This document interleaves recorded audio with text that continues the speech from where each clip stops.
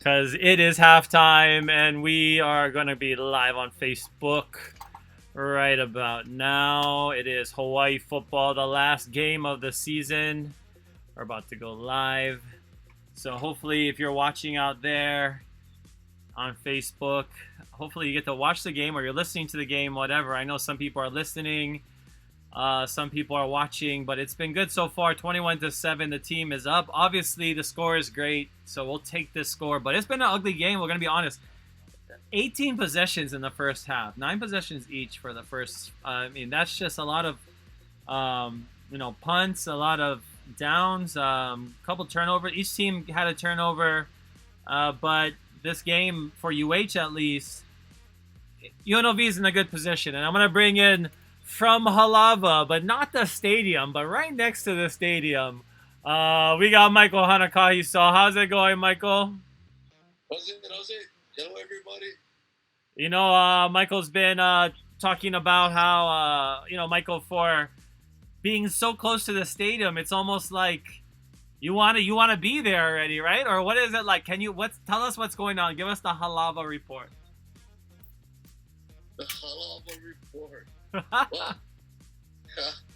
I don't know. You put me on a spot now, well, you're so close to the stadium, right? Like you said, you're walking distance to the stadium, basically, right? Well, no, I'm actually in Maili. Oh, you're in Maili.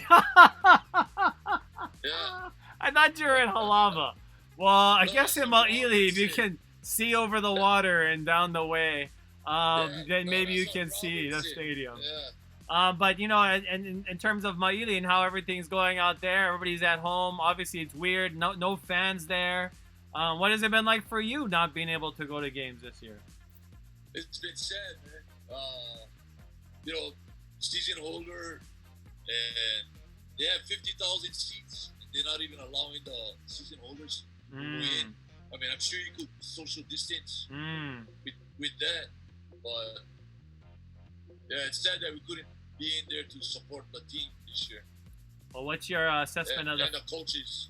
Yeah, Coach Graham. It's been a really hard year for him to get everything off the ground, but it seems like the players are adapting to his style and his play. And the first half, what are your assessments so far of what you saw?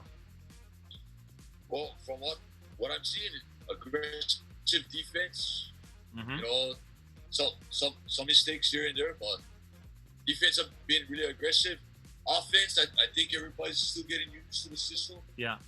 With what it's worked with COVID and everything, and how they're practicing and going over film and so forth. It's a hard thing. Mm-hmm. It is. Oh, I think we got your neighbor just down the way. Brother Moku, Moku, are you with us? I think I saw you jump in as well. I think I see him. I don't know if he's there, but we got the West Side representation. But his mic is off right now. That's why. But it looks like he get one beer in his hand. That's why. Yeah, what's up, everybody? Oh, yeah, boy, everybody. Miley, Oh, I stay right after I called Kama right before 76 on quarantine, but all my brothers keep off. Oh, right on. West Side checking in tonight. Moku, the offense is clicking a little bit, right? We got 3 touchdowns, all of them on the ground. We don't have the fancy. We had some misses. That Calvin Turner, that was a miss. That was a slight miss. That would have been a nice one. Shevin is just missing guys, it seems like. It doesn't seem like there's a whole lot of chemistry on the deep passes. Yeah. I don't know if that's a COVID thing or just a lack of repetitions. But man, those deep balls are open, but just they're not taking no more chemistry on that. Yeah. Well, when as we're looking at the stats here, third down is telling the story right now. We're 1 for 6 on third down. We've had the ball 9 times. They had the ball 9 times. It seems like it's kind of messy. But do you think this is a a good position for us to be in, given the score? We're up 2 touchdowns. Or what do you think? I expected us to be a little bit more. I expected 14 points per quarter. Mm-hmm. The one thing that I did expect we did get was to score an opening drive. I didn't expect it that soon. But that 53-yard run from Chevin was just a beautiful play. But I expected a little bit more offensive fireworks. Their defense not all that great this year. Our offensive line is supposed to be stout, so there's some areas that I'm a little disappointed. But we could be UNLV winless and just struggling for every moment. Yeah, so I'm just enjoying this game for what it is, and just being thankful that this is one that seems like we're gonna win and we're gonna have fun enjoying and watching. Well, now that we are at the very tail end of the season, we're going to talk about expectations. Obviously, we want to finish this game with a win. But we're talking. Rich Miano even said before, he not necessarily disappointing to see, but given the talent that came back, we got to win this game to just finish 500, and even that will be kind of questioned. Do you think? What are your assessment just in terms of how the team is trending, at least right now? I think they're trending right where they're at, 500. Nothing real great, nothing real poor. Lots and lots to work on. I'm really excited for the defense. I mean, they still make mistakes, but they seem to clean it up as the game goes. Both offense and defense get slow starts all year, but the end game adjustments that the coaches make with the defense is phenomenal. Yeah. And just to see what they're gonna do in the future with having more time together and more of a physical off season to improve on what they've already gone through is very extremely promising. Well, what do you like? The offense shows glimpses of being great, but that's all we're getting. It's just nothing really that you can just sit back and go, you work on that little bit better. That can be action. Yeah. I mean, I'm not there yet. I'm not there is moments of hope, but it's low on a total 4. I'd say like a 4 out of 10. Yeah. No, I agree. I mean, it's maybe not even halfway there, like you said. But right now, we're having problems on third down. Obviously, we turn over the ball. So it hasn't been a clean game. But 281 yards is pretty good. I mean, we're on path to break 500 for this game. But UNLV is also looking at breaking 200, but when you look at the stats too, UNLV has the same amount of first downs as us. They're almost up and up with us. They just can't capitalize. So, how do we ensure that they don't gain some kind of momentum and then they don't gain some kind of confidence, because they want to win too. I mean, you don't want to go winless your season. That's just like thinking about it all year off season, not winning a single game. I think the most disappointing thing as far as our defense goes is that freshman is just tearing us off. Yeah. The boy is fast, he's talented, he's all over the place, and he just left Kai Kanashiro in the dust. Yeah. I mean, that touchdown play was beautiful. I mean, I had to sit back and I applauded. I mean, it's UNLV. I hate them. That's one of the biggest rivals to me. Those games are always crazy, but that was just a beautiful play, bro. I had to tip my drink to them on that one. Yeah, that was nice. It was, but your touchdown, you mean? Yeah. That was a time we dialed up a blitz too. That might have been the wrong time, but I'm so glad that we are though. I'm loving the blitzes. I'm loving the aggression on defense and I think we going key for in it. on that number one, and that's pretty much their offense. Yeah. I mean, he's doing it all. We're doing good in the run. We're doing good with quarterback hurries, quarterback pressure. Mm-hmm. We took their starter out early. I don't know what he was thinking, trying to tackle Justice Levi. Yeah. So, I think we just make a little bit of adjustments and keep a better eye on that number one, and I don't see them scoring it. Yeah. Well, we're looking at the comments. Thanks everybody for joining us. Our last game of the season is halftime. Timmy says defense bringing the hammer. Yep. Sean just put pineapple emoji, and that's right. This is for the Island Showdown Trophy. That Las Vegas is not an island. I'm not about calling it an island, but whatever. People, it is what it is. Anyway, Joaquin checking in from Maui again. He says ground game is clicking, some fumbles, but I got to work on the air attacks. Yeah, I agree. And Chev not too clutch lately. I agree too. Chev is just not fully himself. This is and he's done some great things. That's not to take away that what he's done, but I know it's frustrating for him because he hasn't been able to just find that rhythm and find comfort, like where he can just sit back and and just run the offense. It just seems like he's thinking a lot still. Sean says, shout out to the Hawaii Bowl executives. Robert Avila says, good going good, seem to relax, gave late score. Seems like a very Robert status there. Catherine says, hey Wayne, what's up, Catherine? Go Bows. Sean says, Moko gonna take Miano's job. Yeah, I think so. Moko with the pia in his hand too. Inuika pia over there. What kind? Oh, there you go. Oh, that's a good one. He's drinking the good stuff though. I was gonna talk to Michael. Michael just left his seat. He just he ditched us. But when you look at the second half on our adjustments, and we say we come back, we run away with this game like we should. What do you think is gonna happen now that the reality sets in that seniors are either gonna leave? This is so weird because it's like not really a senior game, but it is and there's going to be some seniors forced into retirement. Like, I hate to say it, too. It's just going to happen because the numbers are not going to allow for all these guys to play on the team next year and bring in the new class. And with a coach that's new, he's going to definitely want his own personnel. So this is going to be the last game, not only for seniors, but, scholarships are year to year. There's no such thing. I believe in autonomy that the Power 5 got at the convention in 2015-14 convention. They can give 4-year scholarships, I believe, now. But the NLI is only year to year. So some guys are going to have their scholarship taken away. That's just how it is. And Nakaim brought it up before, too, RJ Hollis. And it's the truth. Nobody's talking about that. It's nice to have guys come back, yeah, but these guys not going to have room.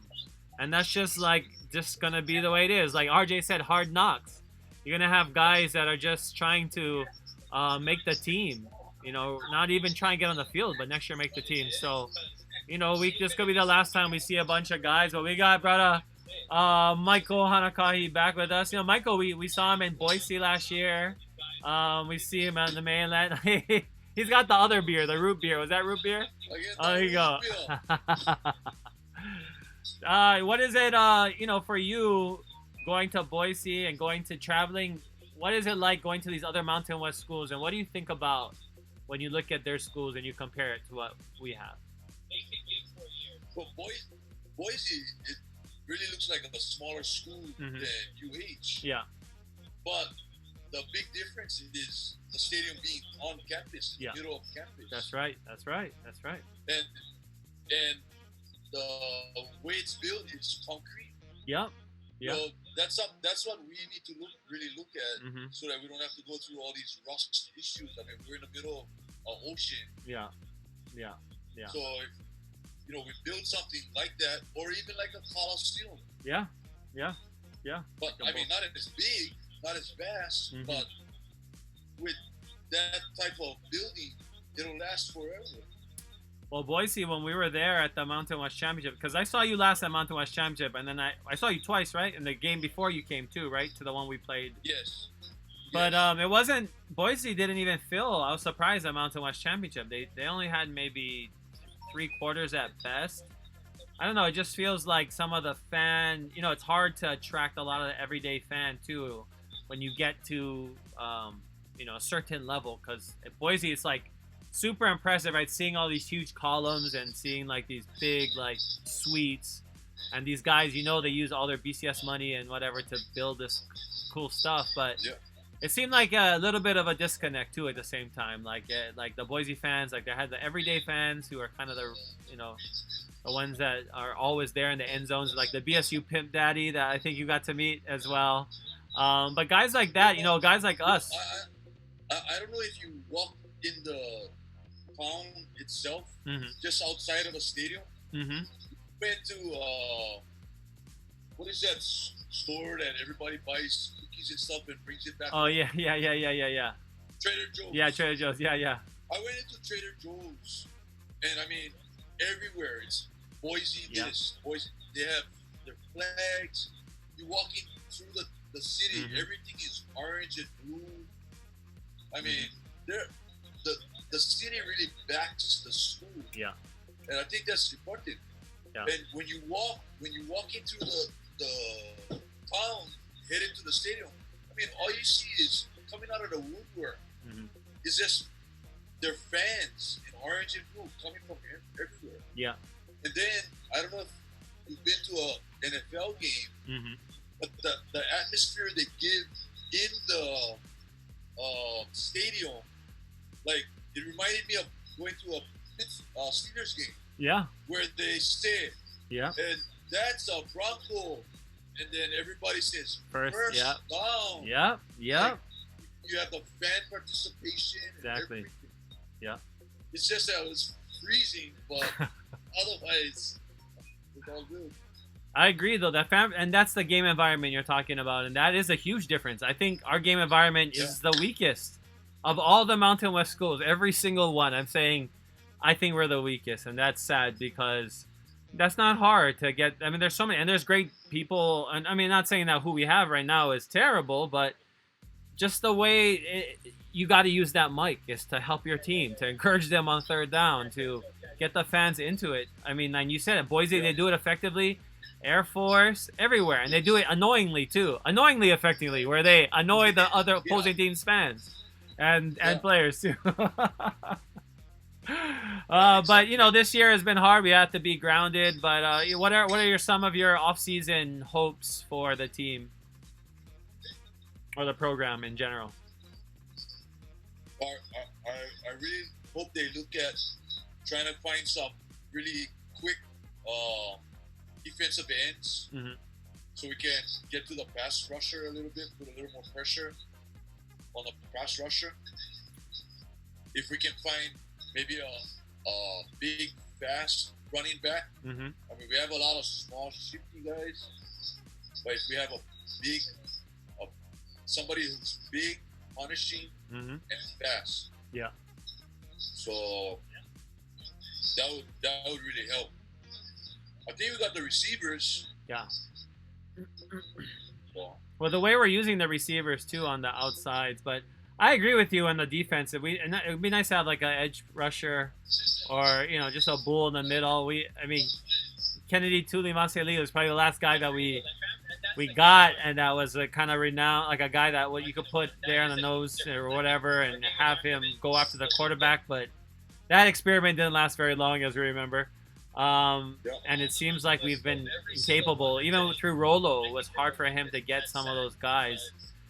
And hopefully those guys we can get at home. We see at San Diego State they have 2 linebackers from our state starting, and they're like, that's crazy. It's crazy that those guys are not on our team. At least one of those guys, when they're in our same conference. It's important to try and keep our guys home. Yeah.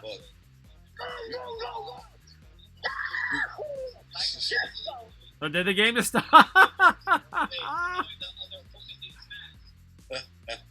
Okay, did we just run a kickback? I don't know.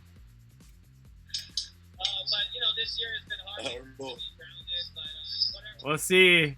There he goes, Calvin Turner. Yeah, he puts on the burners. He's at the 30, 40. He gets past. Oh, wow. Calvin Turner. And with that, we'll see you guys after the game. Chee! Touchdown, Hawaii. Oh, is there a flag? Oh, no. Well, we'll see. We'll check it out.